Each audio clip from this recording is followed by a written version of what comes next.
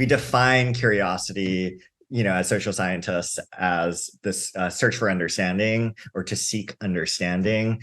But for me, I just felt like there's a difference between being curious about the tree that's in your backyard so that you could have that for pub trivia next week, and the kind of curiosity that actually changes your life in a profound way, like that moment when you're with your romantic partner and you're in the heat of a conflict because of the dishes or something, and you're after that conversation or after that heated argument, you're like, wow, like I wonder if I could have approached that in a different way, or like, wow, I really didn't feel seen in that conversation. Like my partner wasn't turning towards me with curiosity, or I maybe wasn't doing that to them.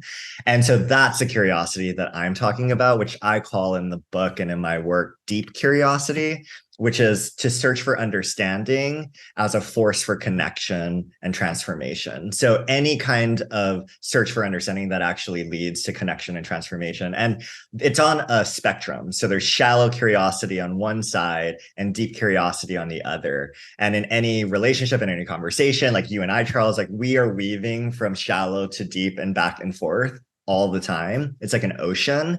Shallow is concretely like, what's your name? Like, what do you do for work? Where do you live? Oh, I live in the Bay. Oh, like, not in suburbia Houston or wherever, like, it's just like, these basic sort of conversations. Then you move towards deep, which is more like, Charles, like, what's the story of your name? Like, who are you named by? Like, what are they like?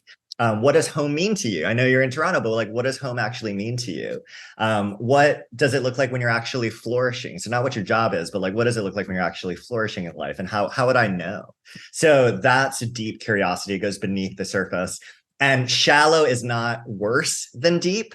I'm not saying like you go to like a conference and you're like, hi, my name's Charles. Like, what's your deepest childhood trauma? Like, you don't start often conversations from that point of view. Like, that's intense and not appropriate for many people. You need that shallow to go into the deep, just like in an ocean, you need to start in the shallow to get into the deep.